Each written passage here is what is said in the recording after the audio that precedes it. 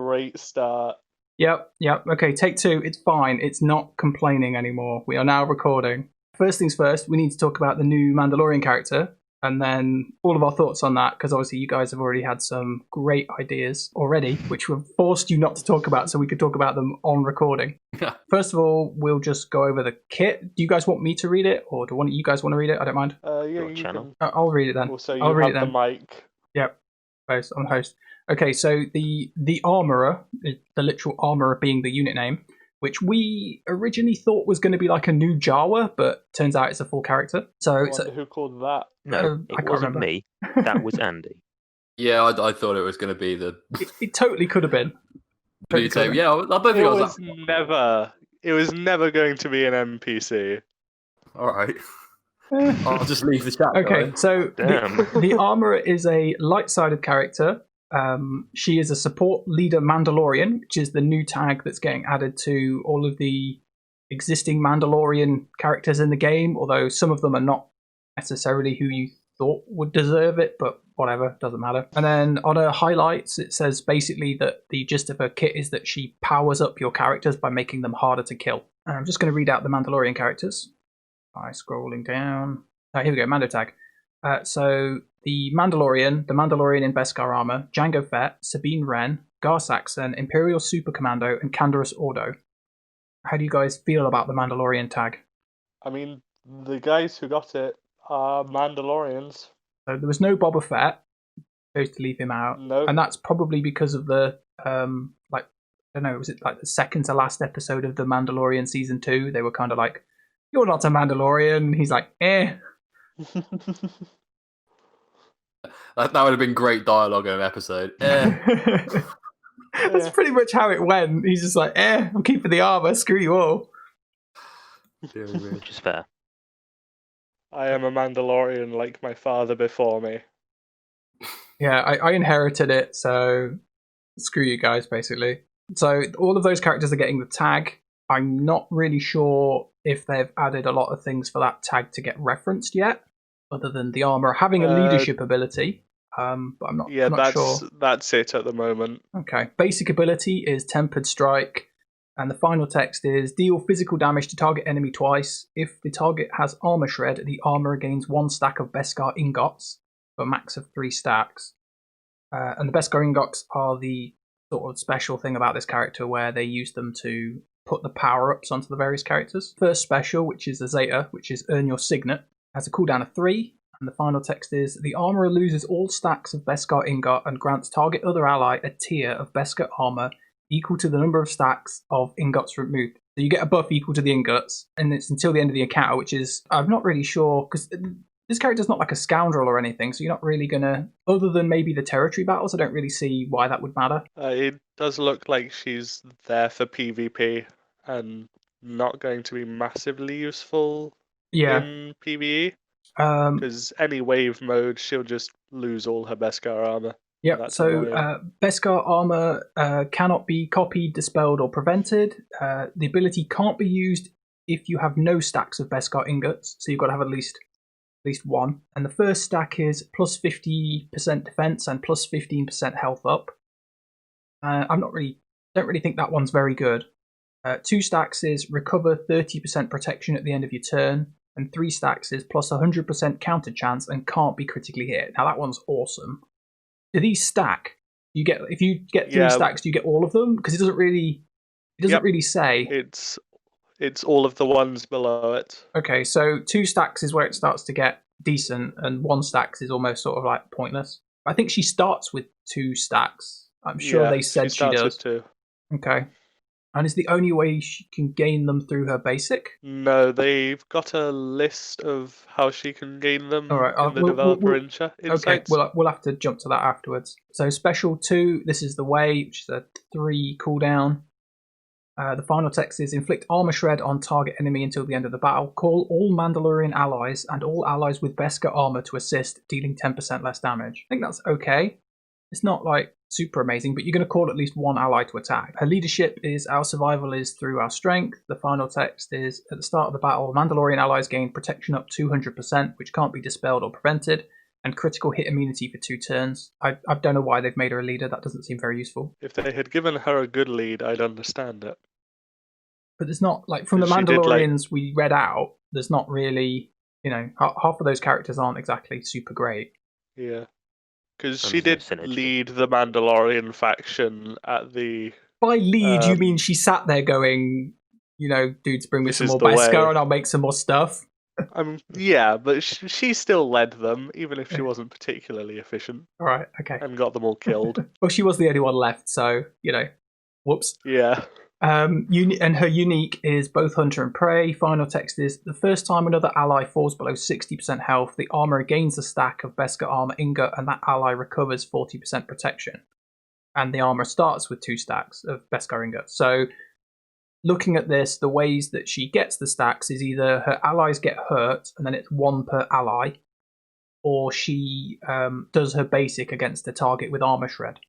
So my immediate thoughts is that Sabine Wren is probably the best person to go with her, because Sabine has an armor shred ability. She's got the Darksaber, which does it. So you can at least, if you took Sabine, you would be able to increase how fast you would get the ingots, whereas the other characters don't offer that. Do you think that... Yep, that's fair.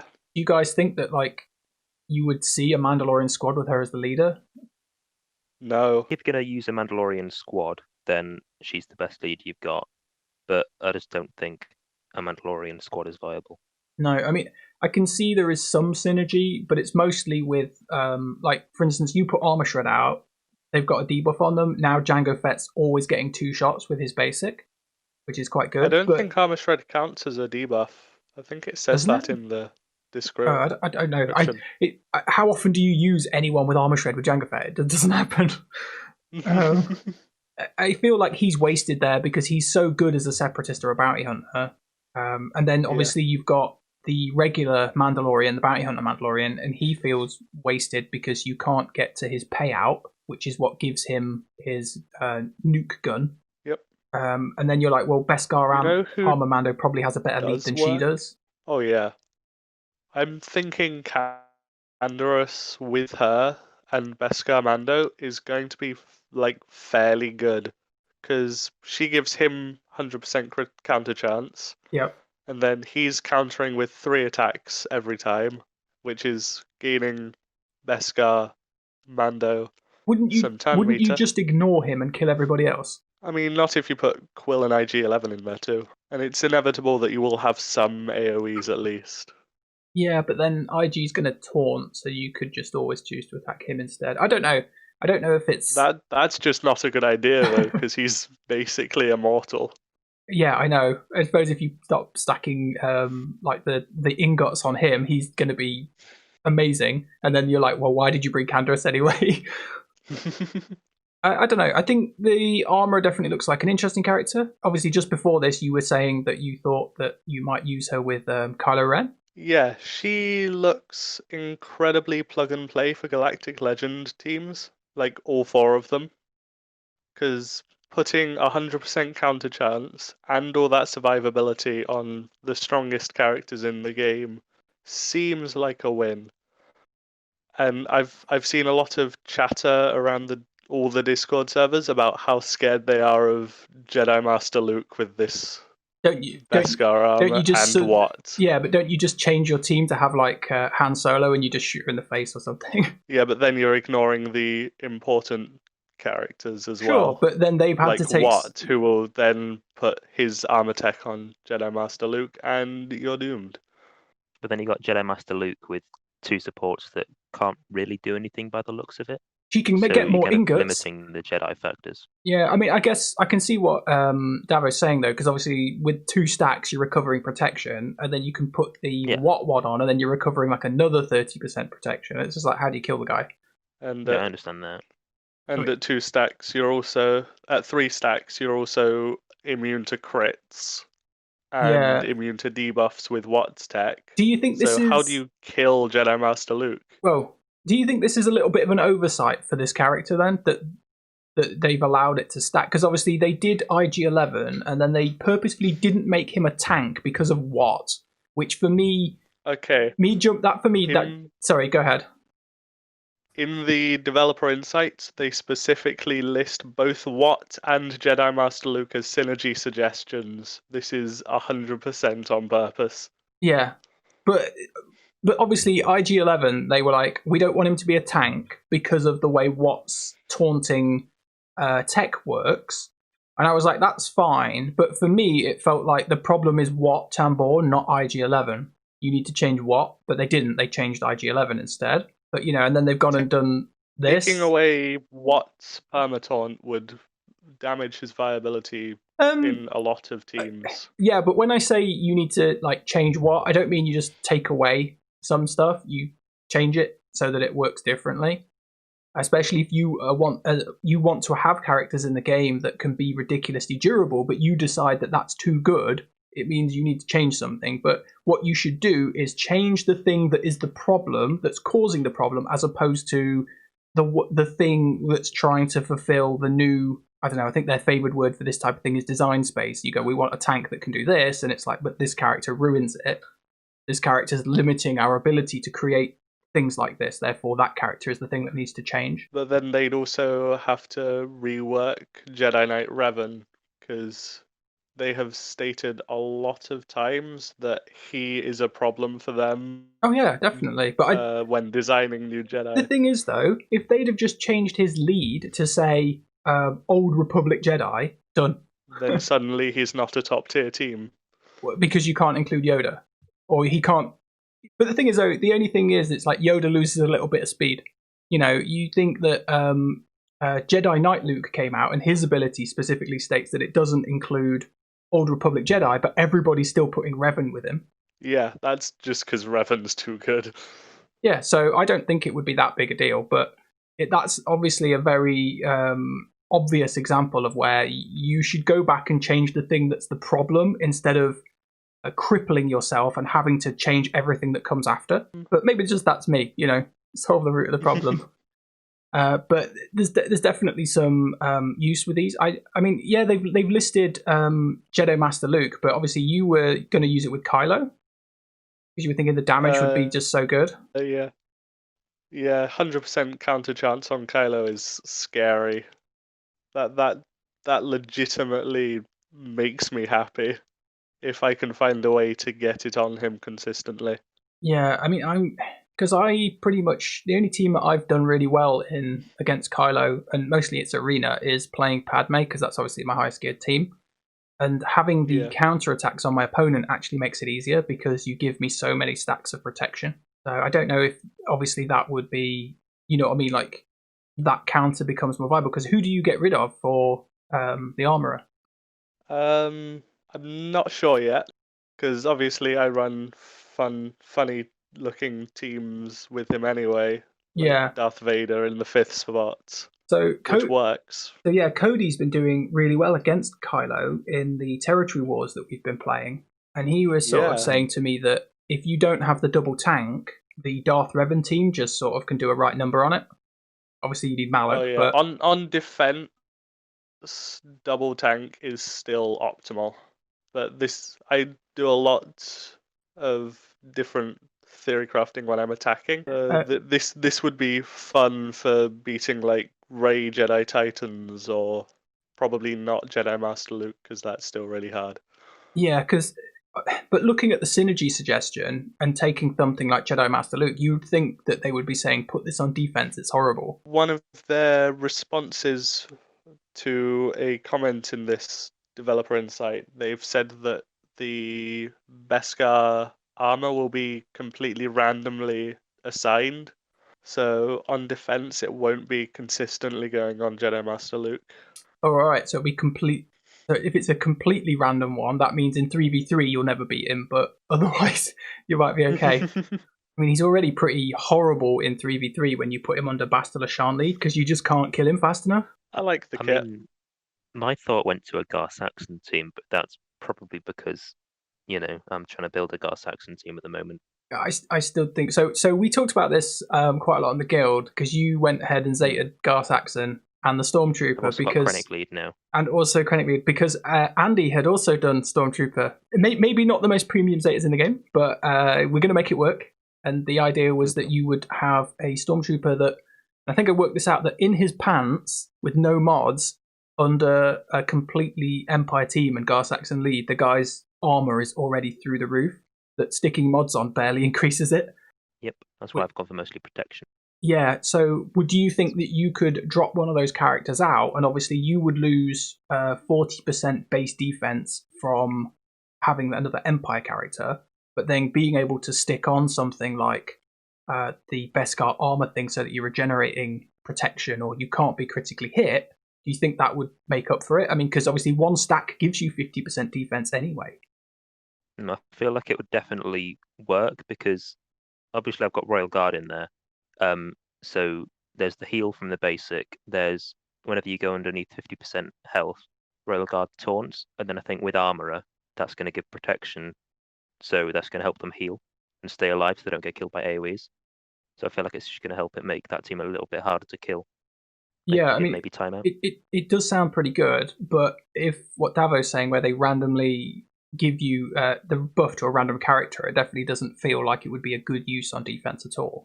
I mean, I'm not going to use it for anything else, to be honest. No, I suppose if it's just a character and you just unlock it and you just throw it in. I don't know. You give it a go. But yeah, it definitely seems like you have to use this character on offense if the AI is really bad at assigning its abilities. Most of the characters in this game that are the stronger defense holds have custom AI. You know, Jedi Knight Revan was so powerful for so long because he literally had custom AI that's like, if you put Darth Nihilus on there, Darth Nihilus always gets marked first move. Then again, that's what I used to help counter Jedi Knight Revan's. Yeah. Stick in a Darth Nihilus and it just tanks it. Very much so, because obviously with the Kylo AI, putting in the clones makes him just do weird things. Because they tried to make it so that Gas couldn't solo him, and instead they just changed it so that other characters could abuse the way the AI works. Very fun. Okay, any more comments on the Armourer? Okay, yeah, we're done with the Armourer. The Armourer Seems like that's it. Yeah, well, we'll see what happens when the character comes out. I'm sure there'll be some interesting things that people try and do with her, but we'll see. I don't know if she's going to turn up in Arena, just because of the randomness of holding on defense. Might help you climb, but it might help you not stay there. Your defense might really let you down. With that over, we're going to move into our main topic. The thing we were mainly going to talk about today was the Galactic Legends, and I know some of you were quite excited for that because we're all either have a Galactic Legend in Davvo's case, or we're farming for one at the moment. Indeed, we are. What do you guys think about the Galactic Legends in general, anyway? A lot of work. So much work. Yeah. So much payoff, but so much work. I mean, you got Supreme Leader, and that's arguably the best in the game, whereas I've been putting all this into Sith Eternal, and I mean, it's a Sith. It's arguably not. Yeah, I'm going to use every single tune that I've got from it. That's probably a good idea. Get a lot of not optimal tunes with him. Okay, so I mean, I guess we can start with Kylo, because Davvo, you obviously got him already.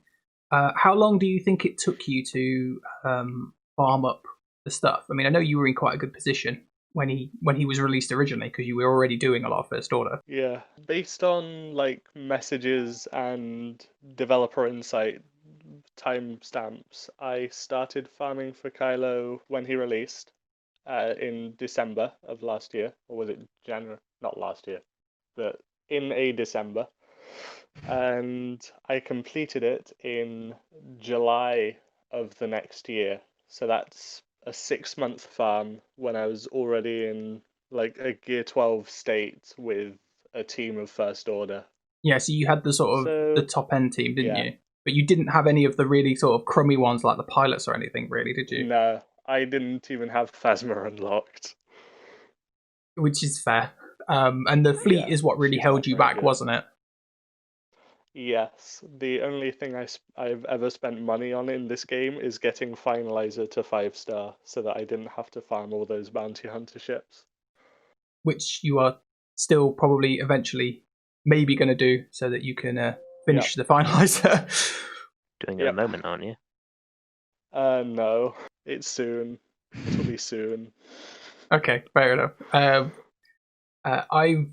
I've just tried to get the remaining ones so that I can get the Radus, just so I can get working on it in the background. Not actually planning to really use it, but I'm kind of like, it takes so long to get them get enough shards for these things. So it's like kind of like, why don't I just unlock these or finish these 3 ships and then I can just grind it out in the background. I've kind of gone for that route because I've already got quite a lot of ships. Obviously, Kylo and Rey were the first ones that came out. You obviously felt very mixed things when they came out because obviously they both came out. There was people like Ian and Arnold and all the other YouTubers, and they were all jumping up and down, and they were saying, Rey is the better one. If you go for a Kylo, you're doing it wrong. Yep. And it's it very quickly he got buffed. Well, I don't think it was even. And then he got buffed again. Yeah, I don't even think it was necessarily the buffs that made him better. I think it was the fact that those players hadn't realised his potential in other areas of the game, which Rey just couldn't match. Yeah. So obviously he's the only one that can almost solo this. Well, he can solo the Sith Raid as a team, but I think you need at least 2 characters. I don't think he can do it just on his own. Yeah, he can solo the Sith Raid with literally him and Hux or him and Kylo Ren unmasked. Okay, yeah. So obviously none of the others can do that yet because I'm not modded right for that. Yeah, it kind of feels like one of those things where you go, what's the point? Unless everybody in your guild's doing it, it's kind of it's kind of not really needed. So obviously that happened. People figured out that he was amazing in the raids. Was he any good in the tank raid? Yeah, he solos that. Okay, yes, he goes to that one. Himself. I assume he goes to the original Rancor raid, like nearly every character does these days. Not that anyone plays that. To be fair, I'm not sure anyone who owns Supreme Leader Kylo Ren is not in a simming Rancor guild. So I don't know how that performs. Well, you never know. But I'm sure he beats it, because I mean, I know like Gear 12 CLS can pretty much solo the Rancor. Yeah.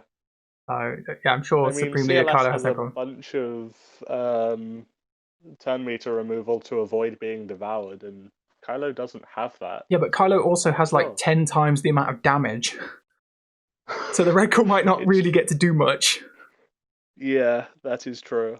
Okay, so anyway, Kylo was really good in the raids, and that swinged pretty much popular opinion, at least with the YouTubers, which then obviously filters down to the community. And then the Rey community started complaining. They were, and they've been crying ever since. And I think that for me is kind of like that. Rey is good enough. Kylo's probably a little bit too good, mostly because of the raid soloing potential. And he's slightly harder to counter, I think. I think it's more the fact that they had to buff him, or they chose to, so that Gas couldn't beat him. Yeah. So first of all, they gave him the plus 30 speed on lead, which Rey had at the beginning and Kylo didn't. Yeah. So that was viewed as pretty fair. And then they gave him the crit immunity. So that's when you got advantage, isn't it? Gas solos, and it made him so much stronger. Yeah, it does feel a little bit kind of like, whoops. But there you go. So have you? I assume overall you've been quite happy with him then. Fairly, yeah. Okay. How does he? How's he done in the various areas of the game for you? You know, like territory battle or territory war, things like that. Outside Geo territory battle, he gets 4 out of 4 easily. It's not a problem. And it means I can use the original Kylo Ren Unmasked squad to also go 4 for 4. Because Supreme Leader Kylo can carry the 2 pilots, Phasma and a 5th First Order, to a max victory on the first 3 phases. Okay, well, we've not really played much in the 4th, so... Yeah, we don't play Phase 4, so I haven't tested that. In Territory War, obviously, he's insane. Yeah, how do you feel with, like, have you gone more for setting him on defense, or have you more been holding him for an attack? I've been the one holding him for opposing Galactic Legends. And how have which we don't run into very often, so I kind of just waste him. I know that feeling. I end up using Gas on just Night Sisters because he just batters the crap out of them even on his own. He doesn't need friends. He just goes, "Oh, that's cute. You can resurrect. No, you can't. You're dead. Go away." Yeah, he's horrible against them. But like when we've played Territory War, I've definitely seen players like Cody in the previously mentioned team. He's just like going, "Oh, you don't have 2 tanks. Darth Revan just wrecks you." And that seems to be quite common. Major with his full relic CLS, which just obliterates. Oh, I'm so jealous of that squad. My squad's getting there, but it's just not there. I'm still farming up the 3PO and Chewie character. So, Andy or Uni, have you guys played much into Supreme Leader on defense? Once in arena with Darth Revan. How did it go? It was quite an easy win. It's just, I had to bring in Thrawn though, so that was with Darth Revan as opposed to anything. But obviously, I haven't played anything with Darth Revan in a long time, so. But yeah, because you switched teams for the. I have. Yes. The fun factor. I might actually swap to a Galactic and see how far I can drop. Is this like your thing at the moment? Just seeing how badly you can do. What? Imperial troopers can hold in a full relic Jedi Knight Revan and full relic Darth Revan. Thank you. I know, but I feel that you're probably dropping positions just because people go, oh, that's cute. You've got like a Gear 7 range trooper. We'll attack that guy. I feel like I do get that quite a lot. I think it's more that you're just attracting attention as opposed to that your squad's bad. I think your squad's really good. It's just you attract attention. I mean, top 50 speed, Stark. Yeah, can't complain there. What else do we want to say about Kylo? Do you think he's worth getting over the others? Yes. Would you pick him over the others? The only one I'd recommend like equal is Jedi Master Luke, just because he improves your roster so much, and he's as good, if not better, in squad arena. Okay. So the other Galactic Legends, we don't have as much. We don't have as much information on because we don't own them yet. Andy and Uni are working towards the Sith Eternal Emperor. How's that going? All right, so far. Got 6 left. Everyone's Gear 12 or above. I think that's the same with Andy. Well, no, he's not got 6 left. He's got 3 left. Obviously, one. Obviously, still got the ship to do though. So you said you were like a month away from getting the shards.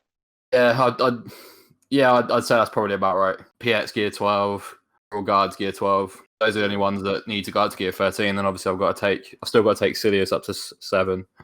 He's at 3 at the minute. I've got to finish off the bomber. So, like I said, if I was contemplating dropping a vault to get it done. You can't even buy the gear that Get needs. So it's because he needs 2 of the same. He needs the it's not the visors. I think it's Royal Guard needs the visors. It's the HoloLens. Yeah, that's it. He needs the cybernetics. He needs 60 of the cybernetics, which you can't even buy. Actually, saying that 15 has just come up in the shipment, so technically you can. But maybe you've just been unlucky. Like 2 or 3 days, and they just never come up. Imagine not having a store of them and already having most of them down. Oh, you know what, guys? You know what, guys? Some of this gear that you just hoard forever, and you just have loads of, and you think, I'll never run out of that, and then you start doing a Galactic Legend. I mean, you guys have seen me whine and whine and whine on the Discord about doing the Jedi Luke stuff. Yep. I mean, Rebel Officer Leia. Oh yeah, Rolo. Oh god. You know those? So the gold eyeballs, right? The gold eyeballs are one of the worst things for those characters. You get 2 types of gold eyeballs. You get the gold eyeballs, which are the hard to get ones, which you have to either buy with crystals or the guild event currency. Yeah, and then you get the other eyeballs that you get given. You get about on average 60 a week for free from the challenges. I have almost ran out of those, and I've been playing this game for 3 years because the Rolo and Luke and everyone just devour them. I got 100 left. That's it. I don't know how this has happened. That's impressive. It really is. I mean, I think Rolo wants like 250. Han's like, I'll have another 150. I've unlocked Luke. I've got him to Gear 11. I need 7 more eyeballs to get him to Gear 12. He wants like 250 eyeballs. It's like, whoa, there's like 1,000 eyeballs just gone down the toilet. They love those eyeballs, and I think you guys were finding that with the Electro Sav binoculars or something with the yes, Krennic. Yeah, how many did he want? 150 to get to Gear 11. No, get to Gear 12. Right, and is that the same piece that's on a lot of the finisher pieces as well? Yes. Yeah. He needs one for his finisher as well. I think I've rinsed most of my stuff of that as well. Yeah, Andy, if you were thinking about buying the crystals, don't buy the crystals, buy the hyperdrive because you get loads of that stuff. At least replenish what you Yeah, but used. what you get gold gear, you get gear 12 gear. You know, but you get some of the you get like those neurosav electrobionics, and you get some of that stuff that is then used. So like you get the the Mark V test tube things that a lot of characters use. It's like a piece of raid gear you can't farm. It's the gold stuff that I'm worried about. So I think what we can say about the GLs though is they are a massive time investment for you to get them. Definitely. Do you on the whole? When did they get dropped? When did the new ones get dropped? It was a day before my birthday, wasn't it? 7th of October. Yeah, they've not been out too long. So yeah, I've gone like completely free to play. I've done it in basically done it in 4 months. Yeah, I'm a little bit behind, but it's because I didn't have Anakin. So looking at the requirements, though, I worked out that Jedi Master Luke requires twice as much gear as any other Galactic Legend. And this is because of the Jedi Knight Luke requires like an additional 5 characters a relic. It's like just counting those characters, not the Ewoks that you need to get C-3PO or the Empire that you need to get R2-D2. It's over 2,000 more Carbontes over any other Galactic Legend. They all want about 2,500 from nothing. Luke wants like 5,000 from nothing. It's absolutely insane the amount of gear he wants. The second wave of Galactic Legends were announced on the 25th of August. When were they dropped? They almost straight away, didn't they? Because they just went, here's the requirements. Off you go. The first wave of requirements was also dropped in the announcement, as far as I remember. Yeah, because obviously with the original 2, they kind of gave us that really long lead up going, oh, and now you can get Rose to Relic 5, or everyone was just like, great. And then in 3 months' time, they were like, oh, now you can get Holdo to Relic 5. It just took them ages to do it. I know they did, but it took them ages to actually, like you get the drum roll, like trying to build up the suspense, but there was no suspense. Everyone was just moaning every time they released a new set of requirements. It was like, you guys... The new ones are 1 a week. Yeah, they dropped those much quicker, I think. Looking at the requirements that have been on the characters, do you think they're reasonable? Obviously, compared to the original ones, do you think they're better or worse? Because these ones have been very different to the original 2. I mean, I was going to do them anyway, so it's not really an issue for me. I noticed, Sith Eternal Emperor had a lot more Relic 7 requirements. Yes, that is what's slowing me down. Yeah, I mean, it sucks. I think it's I don't know if you need. I think it's 2 more than Rey and Kylo did. I think. Yeah, it is. Plus Relic 6s. Yeah. So obviously they're gonna. It was obvious which ones were going to be Relic 7 apart from Marauder. Really. Yeah, putting Darth Sidious at Relic 7 is a bit. I mean, other than Darth Sidious, I think you did kind of get lucky with the choices they made in which characters you needed. Yeah, I mean, there's a couple of stinkers in there, like Royal Guard, but yeah, I mean, it wasn't. I wouldn't say it was completely trash. Would have been nice if you could do the trio, you could do Eternal Emperor and Sidious, and there would have been some kind of chemistry in there for that, or at least some sort of mechanic would have worked for that, but it doesn't. So have you guys played into the Eternal Emperor much? I've watched a lot of videos and team compositions and stuff. Obviously I haven't played it yet. Obviously the Triumvirate seems to be pretty decent. And whoever you want, and also Moff Gideon seems to work really well with him as well. That's the only thing I didn't say about the armor when we were talking earlier. I think the protection regen on Sith Eternal, especially with his protection sap, could be quite tasty. Yeah, like I said, just plug and play for all 4 Galactic Legends. Yeah, definitely on offense. I do think that if it is completely random where they put the armor above, that on defense you could just find that you're basically playing a character down, because the AI might not just use the ability as soon as it's available and keep giving out the level 1 stack. Might not even wait till it's higher grade, so you just go, oh great, you've got the level 1 one, which isn't really that useful. But we'll see about that anyway. My only experience with the Sith Eternal Emperor is I was going to play him and then someone bumped him, so I couldn't fight him in arena, and that was that. I've not played into him. I did see some stuff where they were saying that the dark side teams really do a number on him because all of his abilities are geared to be anti-light side. Yeah, troopers can mess him up. Yeah, he seems to have a lot more counters than the other ones do, but they are all sort of dark side counters, whereas the light side just massively struggles against him. He's good at killing Jedi as well. Yeah, he's That's the Solo's same with any General Palp. Skywalker. I kind of feel Every that like Palpatine has had anti-Jedi. Like Gas isn't quite the big thing he was. I mean, he's still an awesomely powerful character, but there's still a lot of people that are still going, this Solo's General Skywalker, and it's like, loads of stuff does that, He's still the highest meta non-GL character. Oh, no, He is definitely. still the baseline of how powerful you can make a character currently without making them a Galactic legend with 6 months farm. Oh, no, but saying that, he does require almost as much. Yeah, I wouldn't go that far, but I don't know. It's like you need the need full to relic Padme them team. all. No, you don't. You can get away with Gear 12 and amazing mods just about. Probably not on your Padme squad. You probably do need a couple of relics in there. But the droids you can get. I did the droids level with just a Sarge and B1 at relic. I know some of our other guys have had to like relic the entire squad to get through that. Ark was going to relic them all anyway, though. So yeah, probably. Any other experiences with the Emperor? Have you guys seen anything of him being used in any of the events, or like what he does in raids or anything? It's just nothing exciting. He's not very good at raids. Obviously, Geo Darkside, he's probably the king of that, to be honest. Yeah, PvE, he's amazing.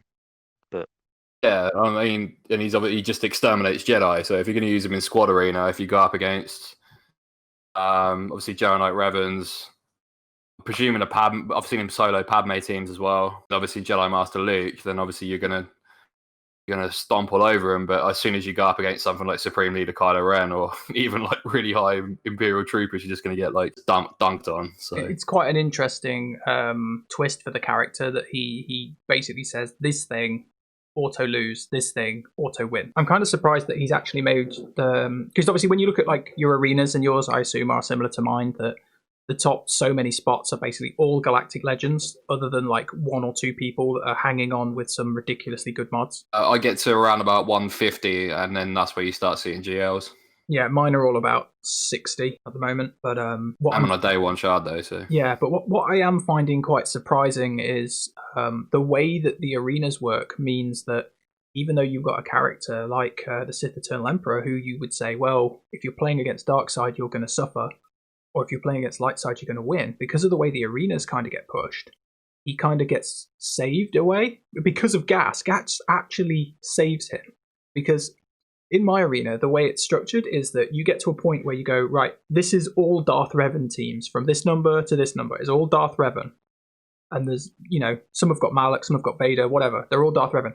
Then after that, there's like another chunk, which is all Gas teams, because the Gas teams do really well against the Darth Revan teams. And then after that, you get the GLs. And it's like, because there's this really big buffer of Gas teams, the Darth Revan players can't get to Sith Eternal to knock him back. Yeah, that's a point. I never really thought of that before, but yeah. Yeah, I mean, that's kind of what I'm hoping to keep me up there, to be honest. Yeah, you just need to just get past the Darth Revan teams, and then you're like, oh, cool, I've got my gas buffer behind me now. They'll all keep me safe. I think that's the thing that I'm most looking forward to in getting Sith Eternal, is the fact that I know as soon as I get him, my crystal payouts every day is going to be so much higher. Yeah, that is absolutely one of the best things. Are you in fact going to use Sith Eternal Emperor, or are you just going to be using Troopers still? I will be using Sith Eternal Emperor until I get Relic Jawas, which I will be working on immediately after I finish Krennic. Okay.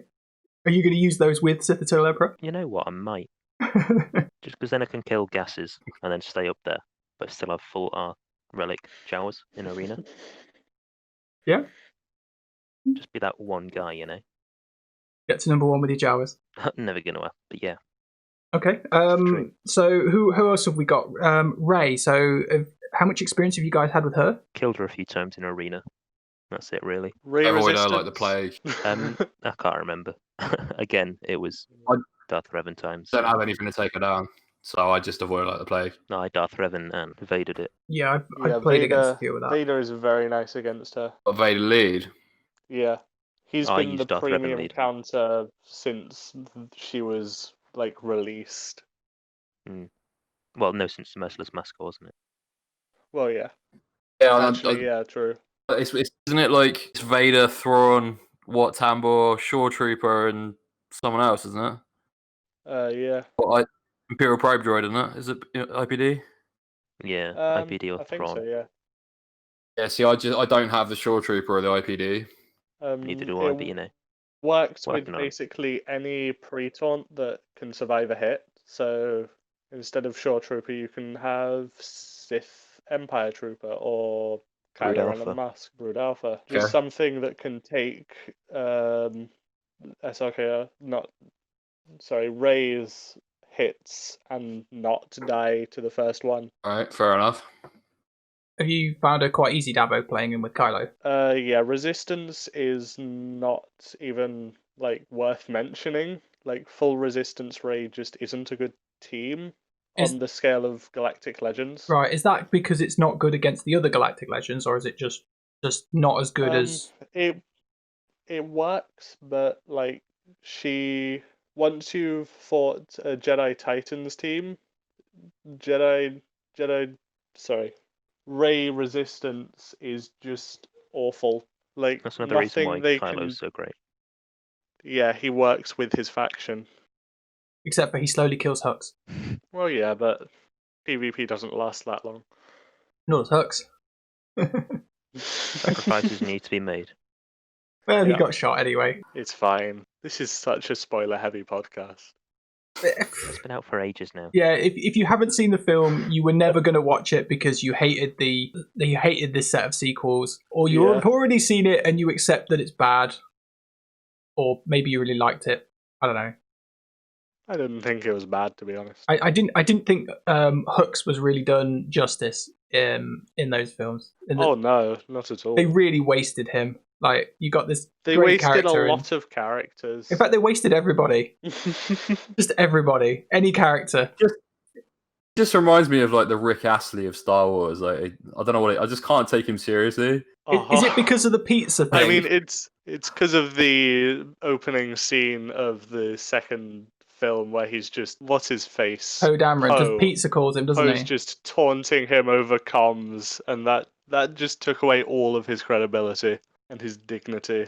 See, I remember when I watched the Force Awakens, and you had that like the opening scene where Kylo Ren finds Poe. He's kneeling before him, and then like Poe's like making like wisecrack jokes. Like immediately, I'm just like, well, he's obviously not intimidated by him, so why should I care about this guy as a villain?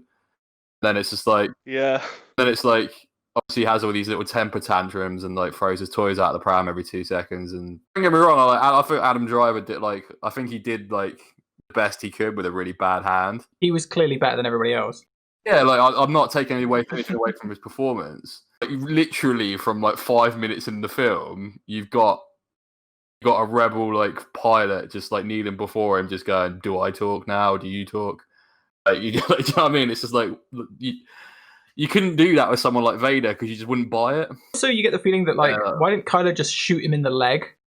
Like, I've got a lightsaber. I'm just going to chop your leg off because you don't need that and it's cauterized.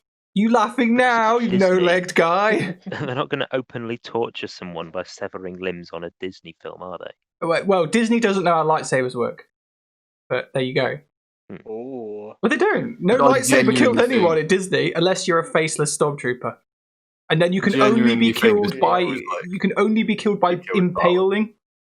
You can't be killed by like sideways chopping. It has to be an impale. Can't have any limbs or body parts flying off. One of the most dangerous weapons in all of science fiction, and no, we must make it less deadly because our children will be scared, even though they've been watching this for like the last however many films and TV series and stuff. You know, like, think of the children. You know, like every film, someone loses an arm or a hand or a foot. You know, it's like, but no, as soon as Disney come along, like, no, we can't have that anymore. We can't have that anymore. If you haven't lost an arm or a leg, you're not a Skywalker. It's pretty much how it works. Right. Nope. You know, I mean, they could have cut it back and like, oh, you just lost an ear or something, but you know.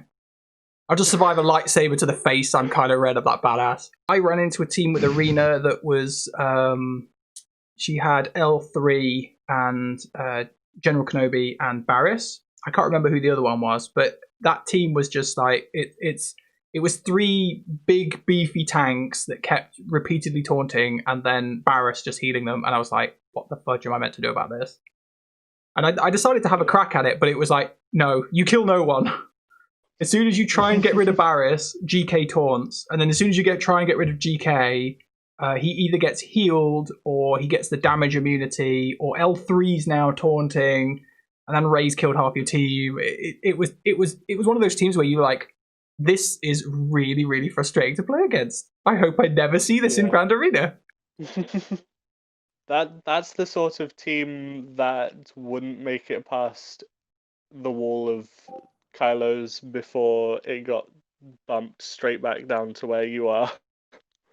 Like, it sounds annoying, but there's just so much offense. Oh no, definitely. It's more the fact that in an arena environment where you don't necessarily want to use a team outside of your arena team because you'll get targeted and that's the team that's holding your position, it felt like it was like a team that could really do well.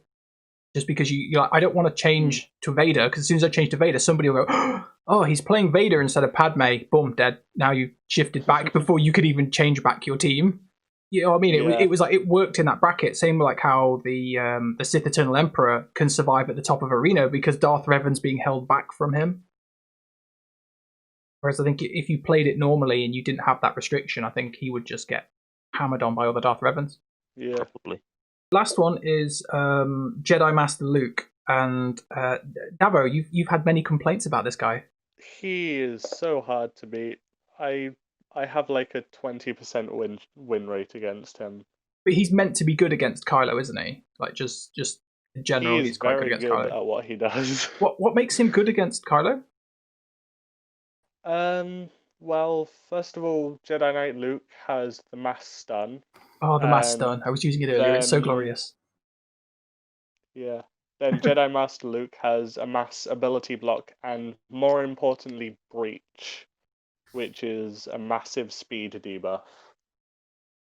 And if you get hit by Breach, you're like dead in the water against a Galactic Legend. Is that a Jedi Master Luke ability? Because Breach, isn't that the thing the bounty hunters do on the ships? That's what Houndstooth does. It was originally exclusive to ships, but then Jedi Master Luke got it for some reason. But it does something slightly different. I don't know. I've never actually read the ship debuff. I don't think it is different. No, they would have made a new debuff if it was different. I'm going to pull up his thing and have a look. Inflict buff immunity, gain health, inflict tenacity down, and daze them for 2 turns. He's got lots of abilities. He has. Oh yeah, and breach for 2 turns. Yeah, it does say it's normal breach. It doesn't say it's anything different. But I'm pretty sure that breach is like you drop defense, but it doesn't. Yeah, it's a defense debuff and a speed debuff. Yeah. Okay. But speed is less noticeable in Fleet because it's generally a little lower. So what was interesting about Jedi Master Luke I saw though was that not everyone's using him as a leader. No. Jedi Knight Revan, Jedi Knight Luke, and Bastilla are all ones I've seen in some capacity. Jedi Knight Revan, just because he's still an insane Jedi. Yeah, well, it's get faster, recover protection when you do out of turn stuff is just awesome. Yeah. Bastilla because it makes his permataunt go on longer, which gives the rest of the team a chance to just kill you. Yeah, okay. So the ones that you've been struggling against, is that a specific lead or is it just in general? That's just him in general, to be honest. I don't there are about 3 in my shard, so I haven't had an opportunity to actually play test against them. That's pretty much the same with me. I can't get near them. Yeah, he's just so good. I can play into as many Kylos as I want, but it's quite hard with just the Padme team because of the way that he's got the custom AI to deal with Anakin and Kenobi. Yeah. So I'm running Gas as the 5th, and his first move is he always stuns Anakin, and if Anakin is stunned, he then always stuns GK, and then he kind of does random stuff. That seems to be like the way the AI is made, but he ignores Gas in that team. He doesn't He doesn't do anything to him. He just keeps going after them. The single tank ones I've done quite well against, but the double tank ones, it takes too long to go through them both. So anyway, I'm hoping to change my team at some point so I can do better there. But... Yeah. What are you planning to do with your Jedi Knight Luke now? So I spent all the crystals and unlocked him, and I need like 7 eyeballs and like 3 pieces of stun gun, which I'll just spend like the 10 crystals or whatever you need to get it. And then I can get him to gear 12, and I'm pretty sure I've got all of the gear needed to take him up to Relic, and I've got loads of Relic materials saved. So I should be able to go straight up to Relic 7 with him. But the teams I've seen that people have said are good against Kylo require other characters that I don't necessarily have in a position that I can use them. So one of the key ones that they use is Old Ben. And my Old Ben is gear 9. He wants 200 Carbontes to go up to gear 10. So that's going to take a while, bearing in mind that Rolo and now Luke have eaten all my gear. Like, all the gear. There's nothing left. They've had it all. And the crystals. So it's going to take me a while to do that, but the using Luke as the lead, you use another ability to trigger his granted ability from his leadership, and that gives him a turn, and that obviously, as soon as he takes a turn, everybody on the enemy team's speed gets set to his speed. Yeah. And that's his base speed, isn't it? Not his modded speed. I think it's his modded speed. It's his current speed. His base speed is something... It's quite low. It's like 102. Yeah, I'm just going to check it. I thought it was his modded speed. Let's have a look. Luke. Yep, exactly.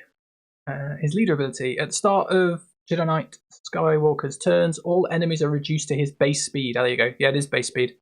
So his base speed is 112. Oh, there's only 10 off. Yeah. But that is horrible. Yeah, so what I found, though, is that you get any one of your other characters to take a turn, and the first move you use is the Hero's Arise, which is the granted ability. That dispels all your stuff, gives you some healing, gives you more damage, blah, blah, blah, calls everyone to assist, gives Luke a turn.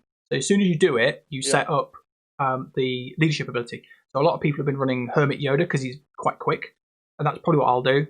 But as we've said before, my speed mods pale in comparison to yours, because I'm just not lucky at getting fast mods. So my Hermit Yoda's okay, but he's not like, you see some of these people are like, yeah, I got 150 speed extra on my Hermit Yoda, and I'm like, yeah, cool, I've got like 100, and this is like all my best mods, because I am not lucky with speed. But once you use this ability, everybody's speed is obviously set to the base, and then the first thing you do is you use the repulse ability, which is inflicts stun for 1 turn and vulnerable for 2 turns. So vulnerable is kind of like a new debuff, but it's you get critically hit if you can be. Yeah.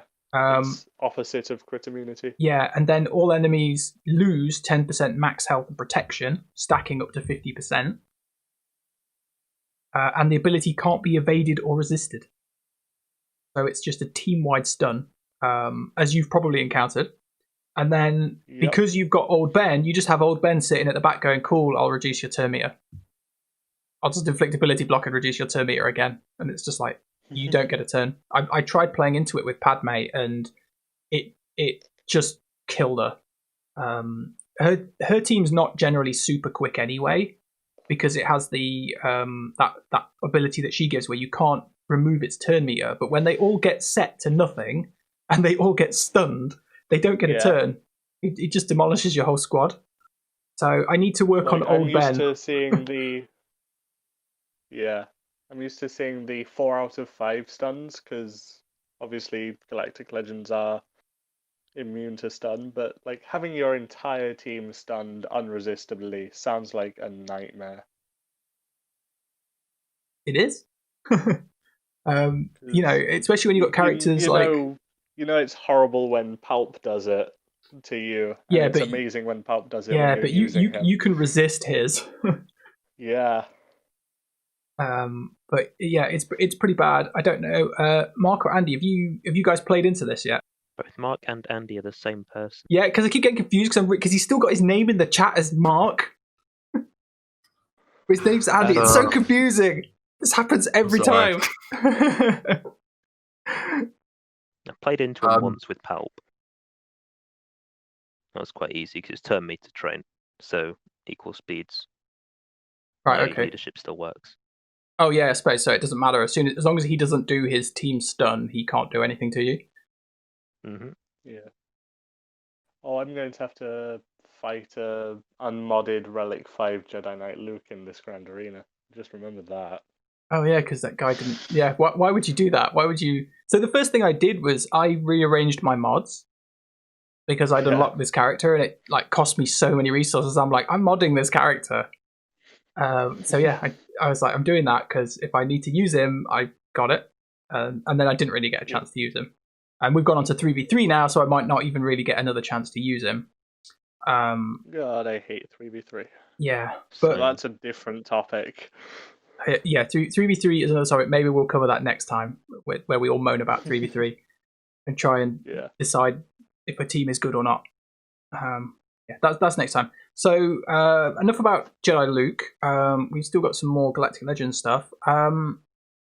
So we've kind of talked about the different characters. Kylo is obviously the best in raids. They're all useful in territory war. They're all useful in the territory battles. They're all good in arena, and they're all good in Grand Arena. So they're all good in every area of the game, but specifically Kylo in raids. The others kind of like, I think they're okay. You can get some good scores on the Rancor, but otherwise I've not really seen anybody say anything about them in any of the other raids, though. If you've got a Galactic Legend, I don't think the Sith raids are really a concern anymore. I think Jedi Master Luke can solo a phase of Sith raid. I think Ray I saw that quite somewhere. well in that. Someone in my old guild. Ray with her increasing Ray Jedi trainings, evasion. Yeah, okay. Toxic. So I guess the other things about Galactic Legends is, do you guys think you need a GL in your account? No. Yeah, okay. I love the crystals. Grand Arena? Definitely, okay. No, it's screwed up my matchmaking so much. Yeah, so that's kind of like... The crystals are amazing. Yeah. I think saying a blanket no is probably wrong. I think if you're like brand new to the game and you were happy to spend the Hyperdrive bundle, I say go after Supreme Leader Kylo Ren straight away. You're basically like guaranteeing yourself like top 10 arena for like the rest of your shard. So like crystal payouts every day are going to be so good that you can build up your roster really quick. I still think that Revan's the best way to go from Hyperdrive. I'm not really sure on the which way you should go on the Hyperdrive, because I mean I think you could go with that, but because the double shard change, I think that really could change it. Whether you think that Revan's like light side Revan is the best to go, because you could go for dark side Revan quite easily now. I mean, I think the first step in Hyperdrive is getting both of them. Yeah, it's probably still quite true. So we don't think you necessarily need a GL, but obviously you probably reach a point where you think that you should go for them. So I'm at that point right now because my accounts, I'm on like 4.6 million. Davvo, do you remember how big your account was when you started on Supreme Leader? I was less than 2 million. Yeah, so that's quite a low point to be in the game.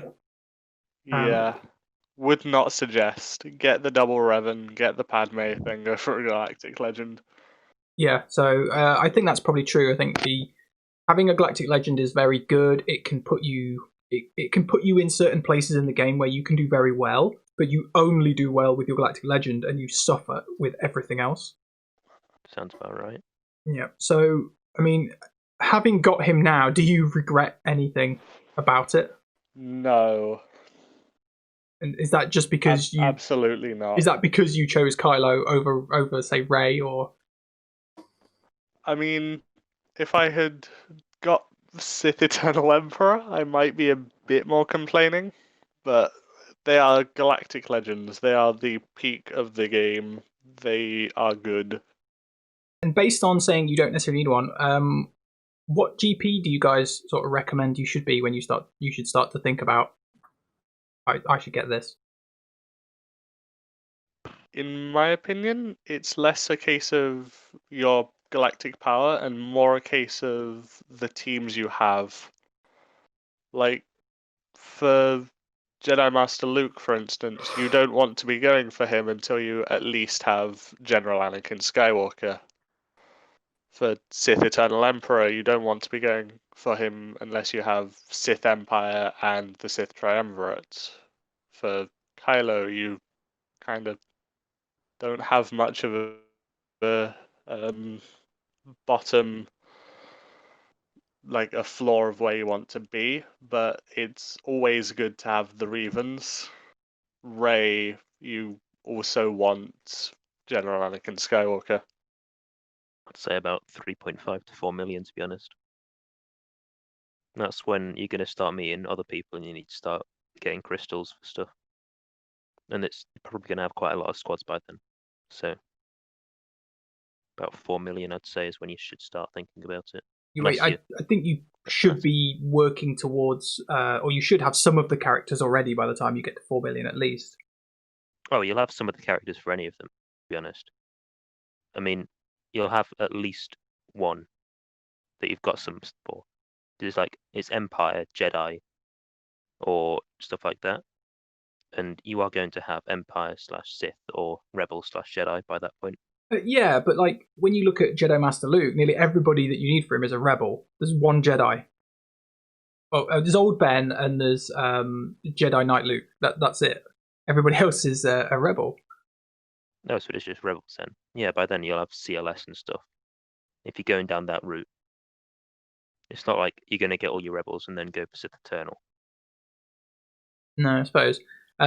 If you guys were to do it again, say you created an account last week, what would you guys like go for a GL straight away, given your experiences? I mean, I know we said you should wait, but there are people that do that. Oh, this is Unicorn can answer that. I do have an alternate account, and that is I've got nothing done except Supreme Leader Kylo Ren requirements. How are you finding that? It's not too bad really. I'm struggling a little bit on the last tier of Palpatine because my Mon Mothma team has hit the gear. The weird computer things. It's hit that, and then my First Order, now everyone needs a stun gun. So I've hit that wall again, which isn't fun. No, but, it's just a wall that exists, the stun gun wall. Yeah. It's not too bad, but I definitely wouldn't recommend it because my Grand Arena is going to be messed up. But Are you so in your like arena, because you started that account and you did it from fresh? It's another free to play account. Are there people in your arena shard that have already got a Galactic Legend? No one's got a Galactic Legend, but I'm pretty sure Marek, or who left, he's in my arena shard, I think. And it's pretty much filled with Darth Revan, Jedi Knight Revans, and Padmes at the top. But when I joined it, there was already Jedi Knight Revans, fully relic and stuff in my arena shard. So, okay. So do you think that like by the time you unlock him, you're just going to be able to jump to the front? No, there will be other people by then. But I reckon I'll get top 100 easy. Mm-hmm. Okay. So time frame wise, obviously starting from a completely fresh account and jumping straight into going after a Galactic Legend, how long do you think it's going to take? Or when do you estimate that you will be close to just unlocking him? Well, I've hit level 84 semi-recently. And maybe end of this year, to be honest. It's quite a long thing. That is a lot. Because you've obviously not got the hyperdrive. I don't have hyperdrive, but on my main account I've had things like people already geared up. I've got everyone already leveled up. I don't have to wait for the credits to come in to be able to level people up. I've already got gear hordes for certain gear. I've run out of almost every single gear now. So it's just really slow. So this is what I warned Snake about when he said he was going for a Galactic Legend. You will lose all of your tier 1 gear. I've lost all my gear, and I've only got to the halfway point, which is I unlocked the first Jedi loot, because this one costs twice as much. It's like if somebody turned around to me and said, "Hey, dude, Rolo costs this much gear," I'd have been like, "Yeah, I might abandon this because she's like half a GL. She's ridiculous." And then you have to factor in the Galactic Legend gear itself, which is generally awful.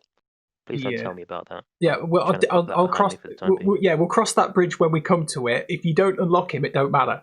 I think a lot of players generally, when they do get to the point of unlocking him, they've hoarded that much that they just take him straight up.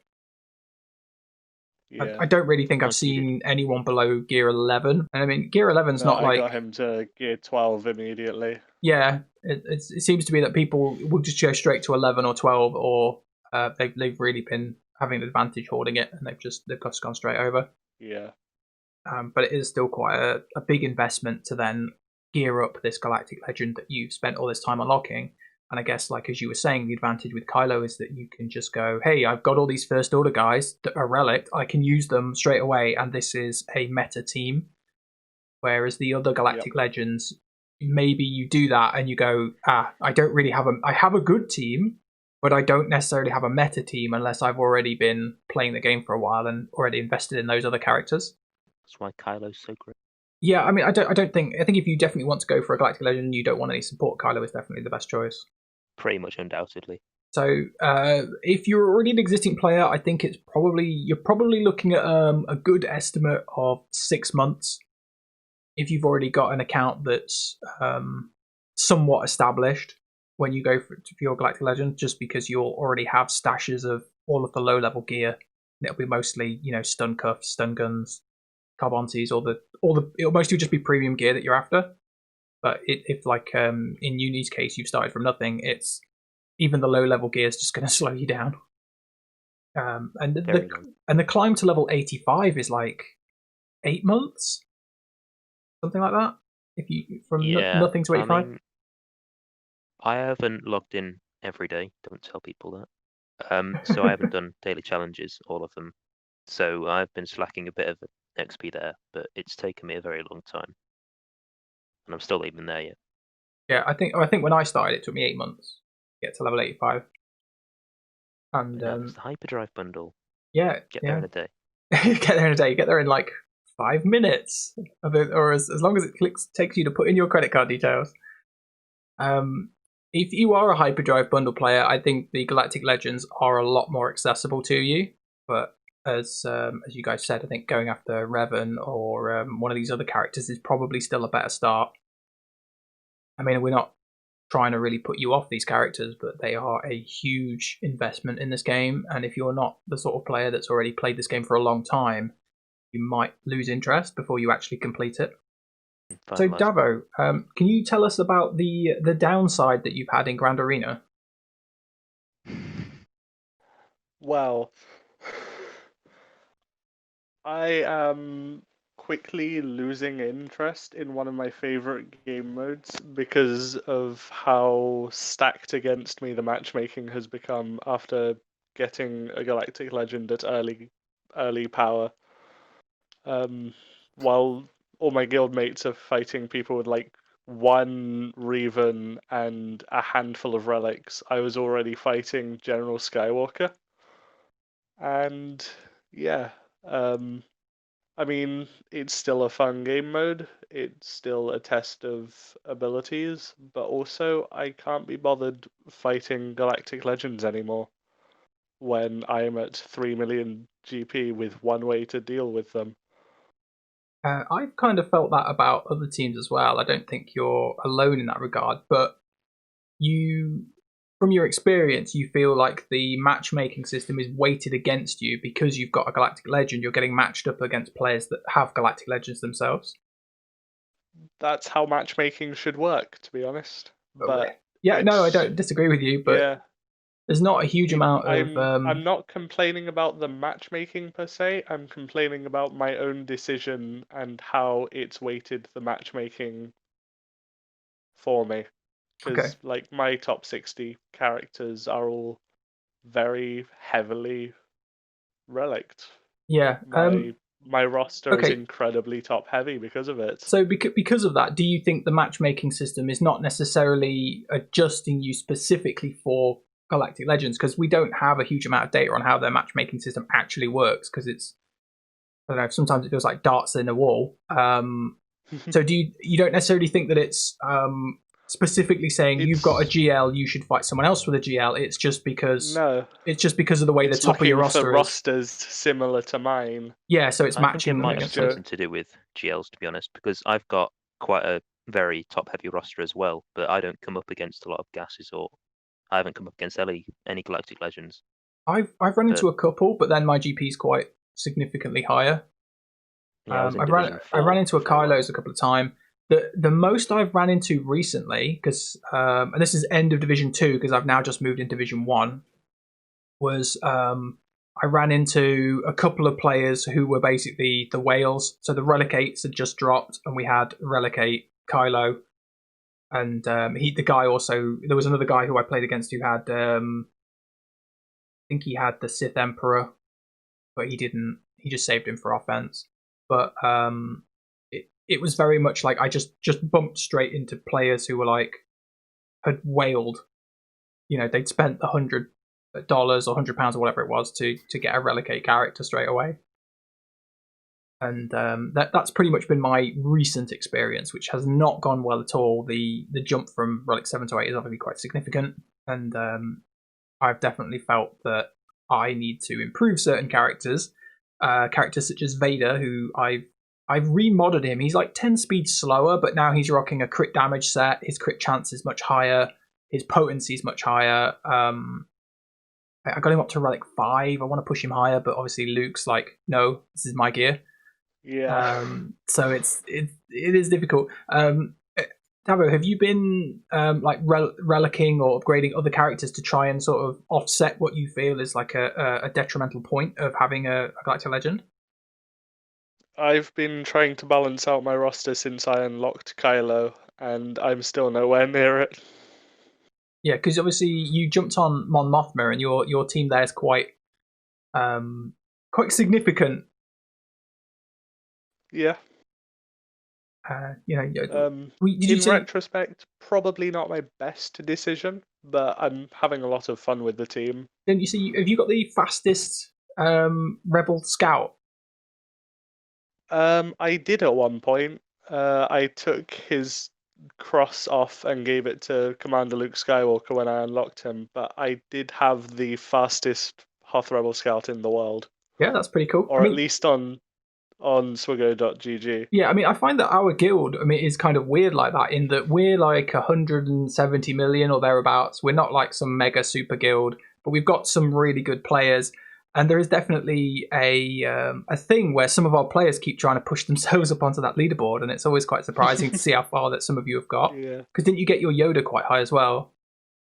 Both my Yoda and my Palpatine have been top 50 in the world on special offense. Yeah, that's pretty good. We must be doing something right, even if it's just you getting jammy with all your mods. Because I get unlucky with mods. It's very hard for me to get good. I mean, I do have a few mods which are really good, but even they are not like, the best they could be. So you've been balancing out your roster. You picked up Mon Mothma. You've been using that team. You've recently sort of done CLS. Yep. What have you been using with him? The usual meta team: Han, Chewie and C-3PO, and C-3PO. Okay. Because I had the problem that obviously when the Chewbacca 3PO character came out, my CLS team was already like so much higher gear. I had Relic CLS, and Han and Chewie were on their way. So I've never actually been able to use him properly because he steals guard, and that just wrecks the quad. I've been playing with a Gear 5 C-3PO. So he obviously steals guard, but the stat share from like a Relic Commander Luke Skywalker is significant. It's very, very powerful. It makes my Gear 11 Rebels usable. Yeah, I've kind of just a single relic.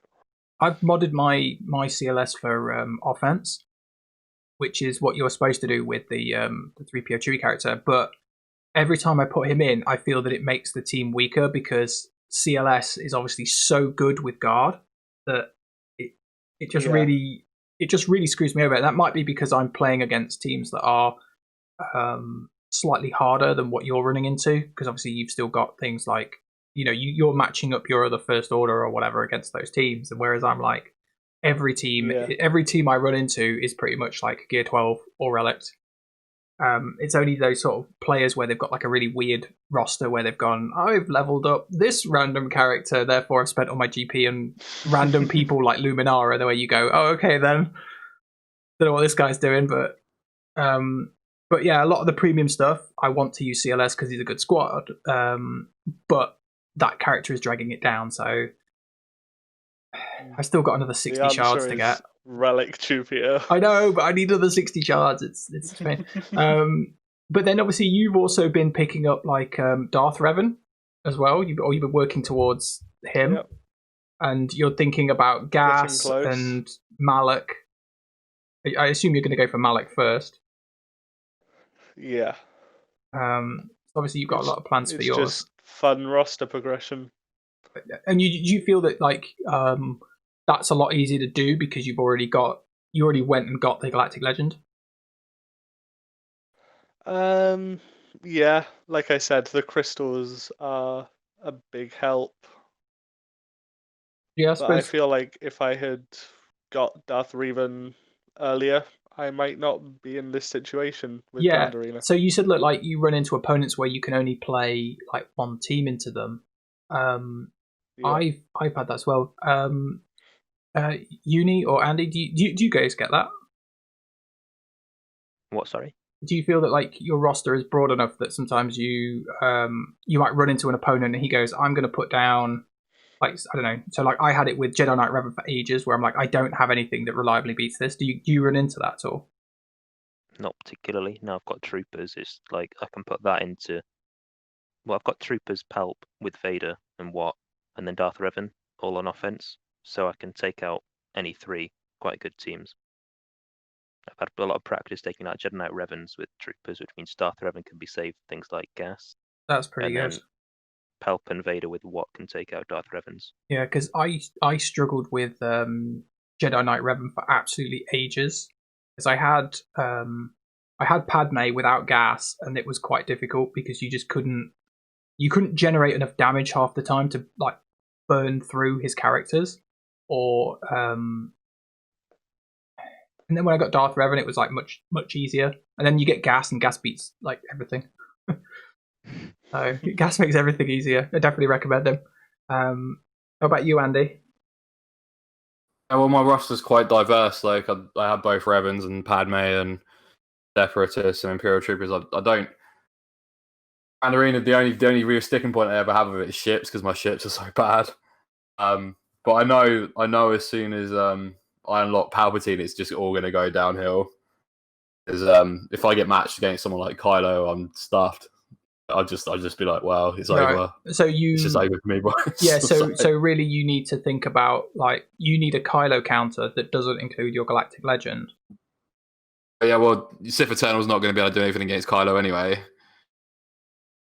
So well, yeah, but obviously, I know there's some counters with like Vader and Watt and Pia, and you can do quite a number on Kylo with those. If you've got a pre-taunt to sort of absorb all his initial attacks, you can do like a saber toss and absolutely just rip him a new one.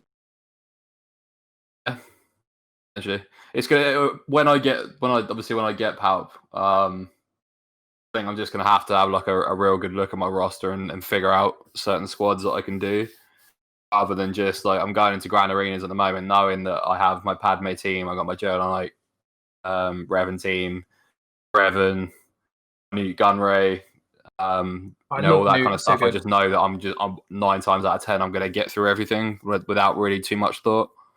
Mm-hmm. It's just the ships really, because like the ships I just really struggle with because they're really poor. I don't really know. I never seem to be able to get critical hits on my ships either. I don't know why. Well, ships generally don't have super high crit chance.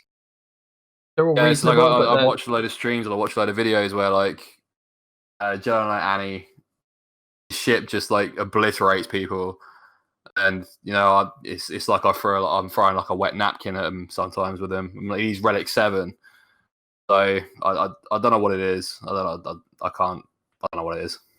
No, well, there are obviously, if you're watching videos and things on YouTube, there's a lot of and I'm not trying to bash any content creators when I say this, but there seems to be quite a few creators where they'll generate a video saying you can do this thing, and they show you the video, but they neglect to tell you that it's like this series of events doesn't always happen. Or they go, just do this, just use your not naming any names. There's a video where someone tells you can just beat the What mission with your Gear 12 Geos, and it's like, yeah, you can beat the What mission with your Gear 12 Geos if they're modded reasonably well, and your guild has also got all of the platoon bonuses, because if they don't, you ain't beating that mission. But they don't tell you that in the video. So I can definitely see that people having the videos with ships and you're going, oh, look, Anakin just blew this up. Look how easy it was. And it's like, no, it's not always the case. Yeah, so it's, like I said, when I get power up, I'm gonna have to like seriously sit down and start like in teams together, and rather than just like literally just going into every grand arena knowing that 9 times out of 10 I'm just gonna blow through people just because my roster is so diverse. So Davvo, like you're saying, obviously you get matched up against Galactic Legends. Is it you fight a lot of other Kylos, or is there kind of like a bit of a mix?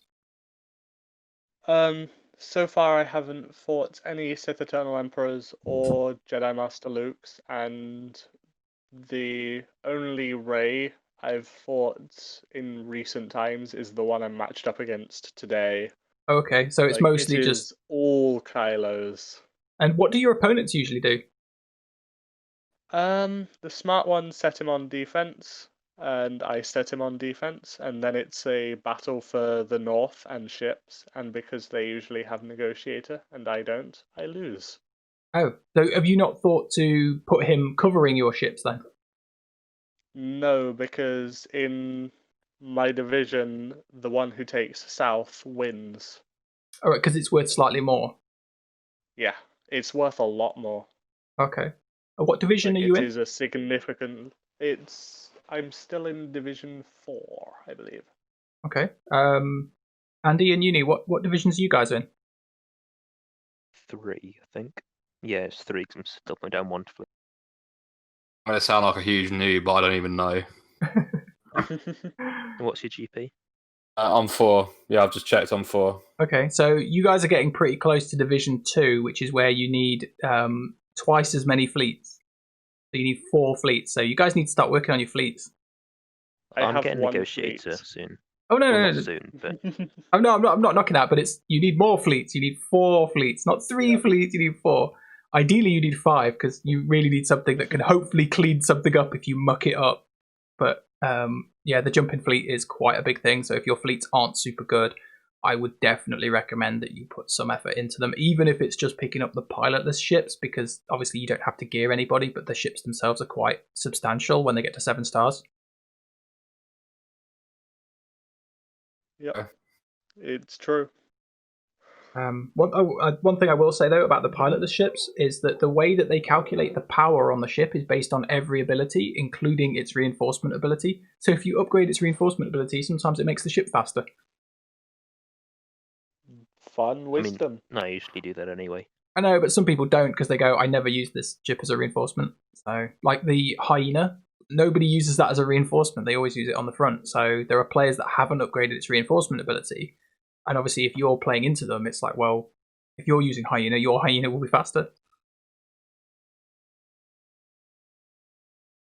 You know, it does matter when you're playing in Fleet Arena and somebody's ship is slightly better than yours. Yeah. I have the luxury of not doing finalizer mirrors because I'm the only finalizer in like the top 100 of my shard. Yeah, but surely everybody else you run into who is running Kylo is obviously going to have a finalizer.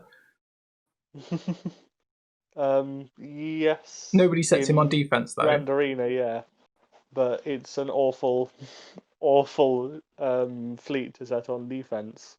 Yeah, I think I've run into it like once on defense. Yeah, it's not it's not super hot. I know Negotiator does quite a number on it because you just do the mass days and then it's like, well, half your abilities don't work. Yeah.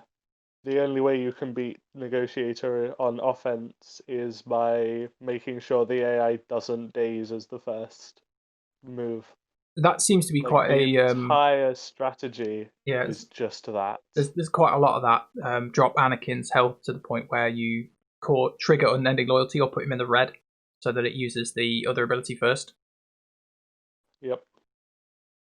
But yeah, it's not super great. And mirrors can be quite a nightmare. I've been playing mirrors for a long time against negotiators, and they're never fun.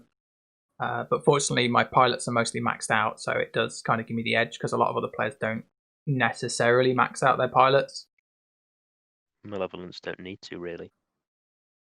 No, but I don't know. I kind of feel like some of the Malevolences I've played, though, where they've had the other Geos at Relic has helped them. But the way the AI seems to play on defense is it just likes to spam the little droid.